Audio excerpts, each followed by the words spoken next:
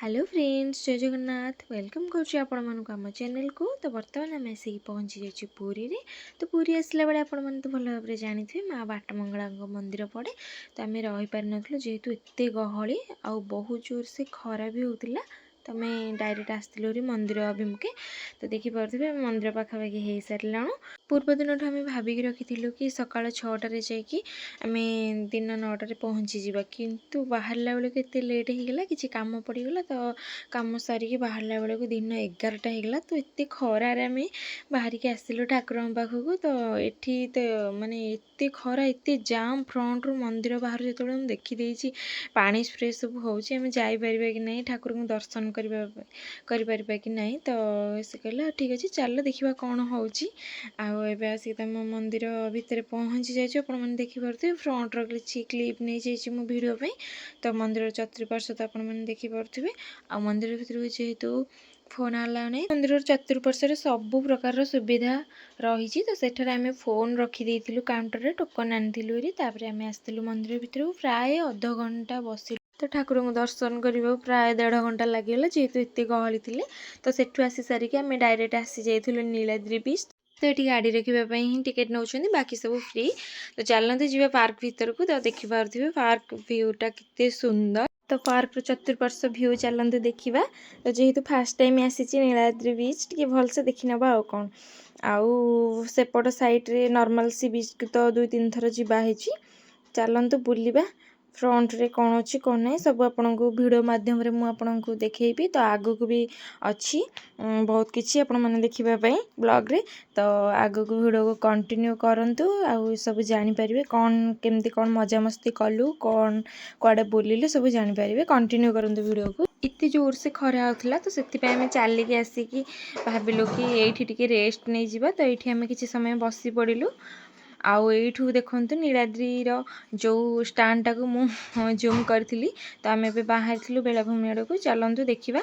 आउ भितर तो बहुत साजसजा करते जोटा कि बहुत लुहा रड्रे सब डिजाइन करके बनई कि काठरे भी स्टाइलिश करके बनई। आ गोटे बहुत सुंदर क्राफ्ट बनई टीन से कलरिंग करके से क्राफ्ट टाक रखी जोटा कि छोट पिला माने देखिले बहुत जल्दी अट्राक्टिव। तो यहपरी भाव में बहुत सारा भितर आर्टिफिशियल बनई जहाँकि बहुत सुंदर लगुच। आउ तो स्पेशली किसी जगार फोटो उठेनी, किंतु बेसिकली मत जोड़ा भल ही लगी मुझे फोटो उठे। हाँ स्टांड आनी मोर मन नहीं बैग अच्छी। हाँ आणुन गोटे फोटो आस एत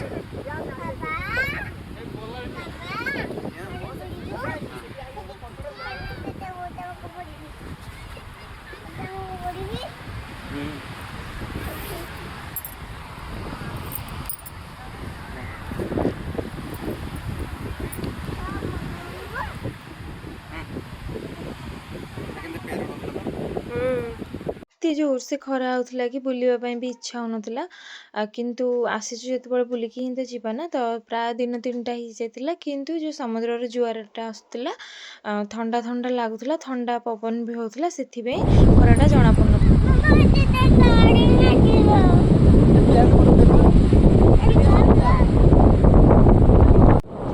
खरा बोधे कौन जापारुनी बोधे खरा काटुनी कि कौन। से खाली कहला बाबा चल आम पानी रे खेलिबा चल।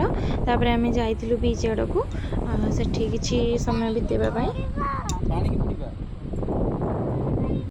तो ये जो गछटा देखिपे जो आर्टिफिशियल बनाई मु भाविली यहाँ काठर ही बनाई, किंतु पाखक जो आसिले देखला बेलू पूरा लुहार रड रे ही पूरा बनई बढ़िया लगुच। तो चलतु टिके समुद्र कूलर जुआर रे टिके एंजॉय करके आसवा। आउ मो पु तो पूरा एक्साइटेड पानी रे खेलिबा।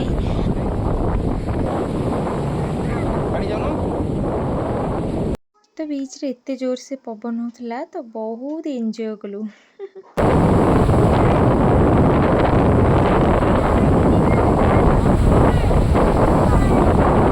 देखिपे केते बड़ बड़ जुआर माड़ी आसुची, किंतु आम गोटे जिनस देखिलु बीच रे बहुत गुड़ाए ब्लू कलर वाच टाइप रो माने बहुत गुड़ाए जेलीफिश पड़ता। यार ना कौन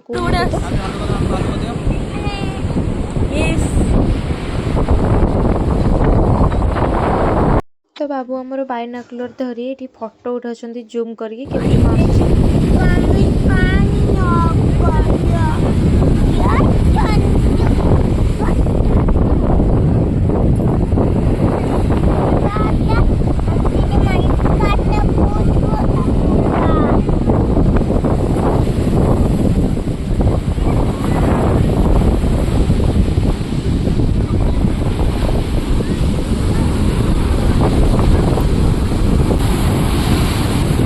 ये बाप पुओंकर मस्ती चलती देखुना बाली रे गोड़ पोता कि खेल होमती आम पिलादिने एमती मुझे खेलुली मोर आज मन पड़गला मो पुओ देखिकी बहुत खेलुचु पिलादिने आम एमती बाली रे गोड़ पोतिकी बहुत मजा लगे।